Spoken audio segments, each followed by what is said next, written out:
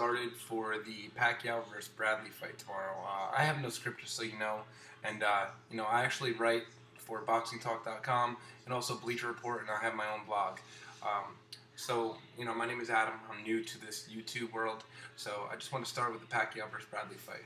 All right, it's the most anticipated fight. I mean, Bradley's undefeated, but at the same time, he's not a fighter that closes his hand on his punches. Everybody's talking about that he has power. I mean, in 28 victories, he has 12 knockouts. That's less than a 50% knockout ratio. So when it comes down to it, he bulls in with his head, he fights on the inside, and he fights kind of dirty.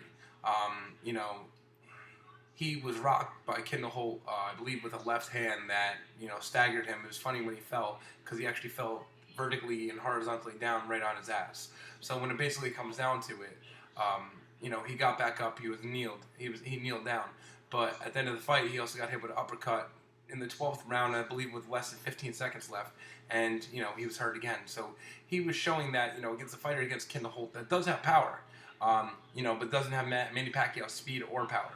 Bradley does, bring a stiff competition to Pacquiao because Pacquiao, has been fighting against the best. He has never stood anyone up. He has never turned anyone away. And also, hasn't been afraid to fight anybody. He's always said, I'll fight the best whenever you bring it to me. So, in his last few victories, people said he hasn't looked that good, or, he wasn't the Pacquiao of 2008, 2007, 2009. But, only a guy can carry so many fights and look spectacular in every fight. Against Mosley, he was in against Agent Mosley, but at the same time, he dominated nearly every round. And he even knocked Mosley on his ass, for the first time since the Vernon Forrest fight. So when it comes down to it, Mayweather, dismantled Mosley also, but also got rocked by Mosley. So at the end of the day, who beat who worse? Cotto. Cotto versus Mayweather was a great fight. I believe Cotto, won more than 3 rounds and would have set on the scorecard. But at the end of the day, Mayweather pulled out the victory. But also got hurt in that fight, was bleeding from the nose and mouth. When Pacquiao fought him, Pacquiao knocked him down twice throughout the fight, and he, in the 4th round, he never fully recovered. It wasn't the same throughout the fight. So we can go on against, the likes of Oscar De La Hoya, Shane Mosley, Miguel Cotto, Ricky Hatton. Who beat the fighters worse? And, regardless of the age, the reason, the excuses, so at the end of the day, I gotta say, Pacquiao always dominated them. He definitely overwhelmed the opponents and made it look easier than Mayweather did. That's a fight that everyone's waiting for, is Pacquiao versus Mayweather. But Pacquiao's got a real dog, to fight this weekend. This upcoming fight isn't, it's not the easiest fight to take. But when has Pacquiao taken an easy fight? Maybe against David Diaz when he, knocked Diaz out in the 9th round. But to be honest with you, Pacquiao definitely has his, hands full this weekend. What Bradley brings to the table: strength, conditioning. He does have some speed, but like I said, he slaps when he punches. So I'm not going to say that he's going to overwhelm Pacquiao with speed or power, because, he's been in with, very powerful fighters: Miguel Cotto, Margarito, Mosley, Juan Manuel Marquez, who's a precision puncher. So I don't believe Bradley will bring the precision punching and accuracy to the table that Marquez brought. He's not a counter puncher. He's someone he kind of has a reckless bully style, but at the same time, he's come out victorious in most of his fights. Well, in all his fights. Kendall Holt, it was a close fight, but he did get hurt in that fight. Kendall Holt could have won that if he didn't, just stop bringing the pressure.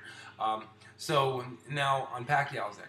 Pacquiao, I believe, is going to overwhelm Bradley with speed and power. And a lot of the writers, a lot of the critics are picking Bradley as the underdog and picking him to actually win the fight. And I can tell you right now, I'm a big believer. I'm a big fan of Freddie Roach. I think the relationship that he has with his fighter is strictly amazing, and to be honest with you, I think it's the best relationship between trainer and fighter that is in the game today. They know each other very well. Whenever Freddie Roach asks Manny to adjust during a fight, Manny listens and actually is a student in the game, and when it comes down to it, he listens to what his trainer says and he makes that adjustment in order to come out victorious. So when it comes down to it, I see them fighting on the inside a little bit, but I see Pacquiao trying to create some distance so he can get off his angles. What Pacquiao does very well, better than any fighter, is when he punches with speed and power, but he punches from angles that people have never seen. So, when he hits Bradley in the face, that's where we're going to see is how Bradley takes those punches. I mean, if he took punches against Kendall Holt, I mean, what other fighter has, Bradley really fought that powerful? I mean, Peterson, he's not really a powerful puncher. He was against Devin Alexander, where it's just the sloppiest fight that I've seen in a long time. So, I mean, that was one of the worst fights that I saw a couple of years ago, even though the build-up to it was, the best junior welterweights versus the best junior welterweight. But, I mean, when it came down to it, it was a dull fight. Not many seats were sold in the arena. When you think of a big fight like that, you think of many people, 10,000 people going there watching this event. But, and the thing is, like, what are the pay-per-view numbers going to be?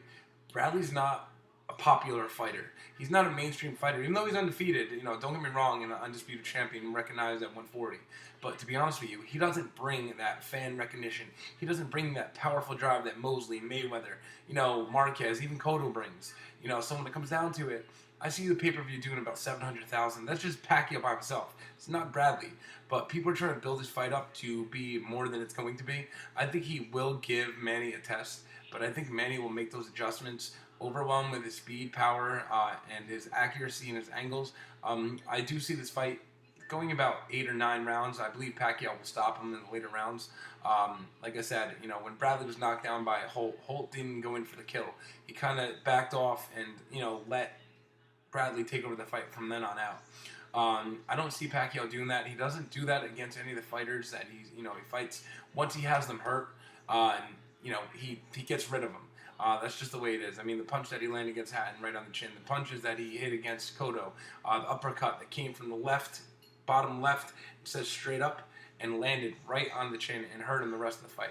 So I don't think Bradley's, even though the wall that he claims to be, the conditioning, bar none, is one of the best in the sport. But when it comes down to it, when he feels speed and power in a fighter that's the #1 pound for pound, he's going to be overwhelmed. He's going to be in for a long night. I do see, Pacquiao, feeling him out in the first 2 rounds. Maybe, them splitting round 1 and 2. And then I just see Pacquiao adapting to it, taking control of the fight. I don't see it going the distance. So, in the end, I see Pacquiao by knockout, round 9. And I believe Freddie Roach is going to make him adopt to that style again. And I think it's just going to be... I think it's going to be one of the better fights of the year. I mean, it'll be action-packed. You don't have to go looking for the guy. So the prediction is, when is Mayweather and Pacquiao going to fight? Well, Mayweather, everyone knows, is currently serving a jail sentence of, I believe it's 87 days.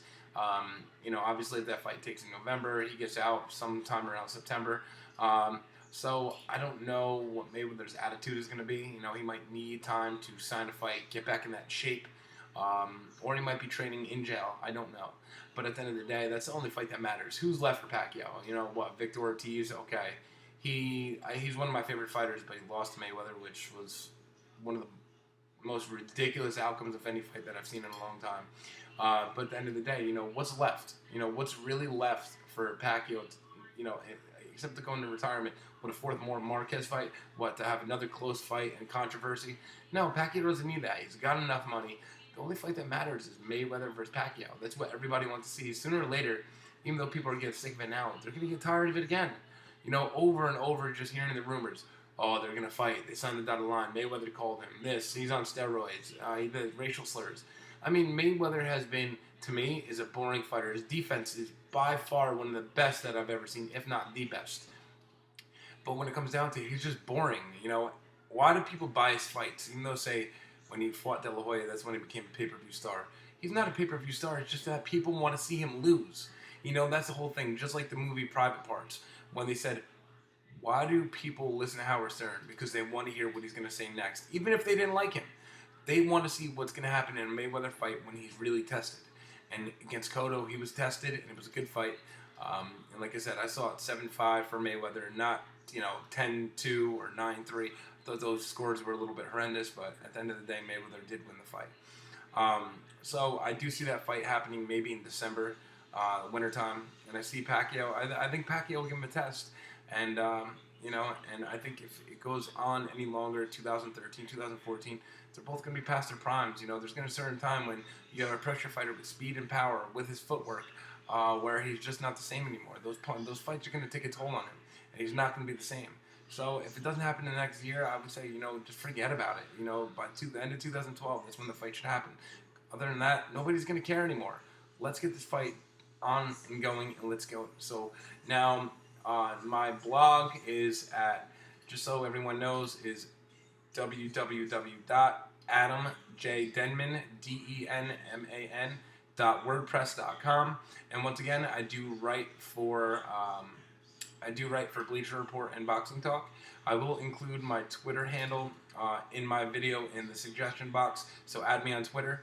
And I believe it's just I'll let everyone know. But like I said, I will copy the URLs in my Twitter feed. I will post when my new videos are up, when my new articles are out, and when my new blogs are up. So hopefully before every fight or any big announcement, I will hopefully be making videos now and again. And this is going to be called Pack a Punch. That's what this is called. This is my little video blog diary, whatever you want to call it. It's called Pack a Punch, and Pac Man's going to win by knockout. I hope to see a good fight. Hope to see you all later. Enjoy the fight. I'll come back with post-fight comments on what happened, and I hope Pacquiao is victorious. Everyone have a good weekend and a good night. Enjoy the fight.